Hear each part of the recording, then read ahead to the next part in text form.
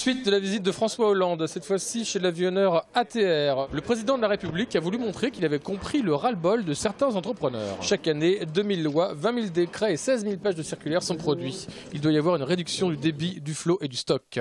De plus, il faut aider les entreprises à être compétitives à l'extérieur du marché français.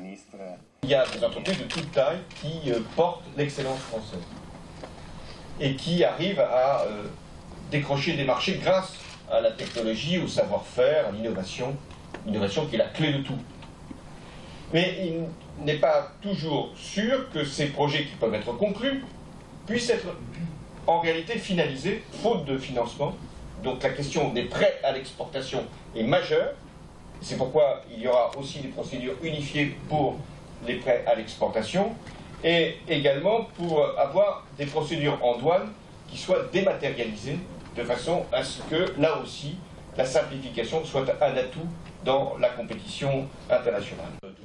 François Hollande veut réduire aussi ce qu'il appelle la redondance, éviter qu'on demande, et c'est parfois le cas, jusqu'à 15 fois les mêmes documents aux entreprises. Il veut réduire les délais pour embaucher, pour construire et lutter contre la prolifération des normes.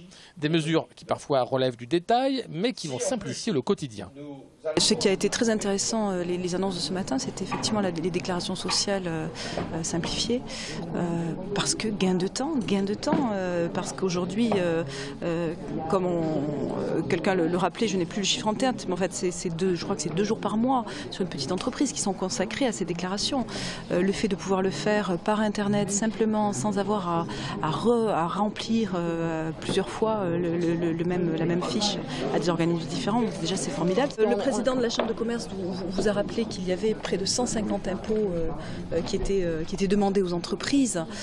C'est une aberration. On pourrait, je crois, à un moment remettre à plat toute cette fiscalité des entreprises et n'avoir que quelques impôts, pas 150, et moins de niches et moins de particularités selon les secteurs et être sur un cadre beaucoup plus général.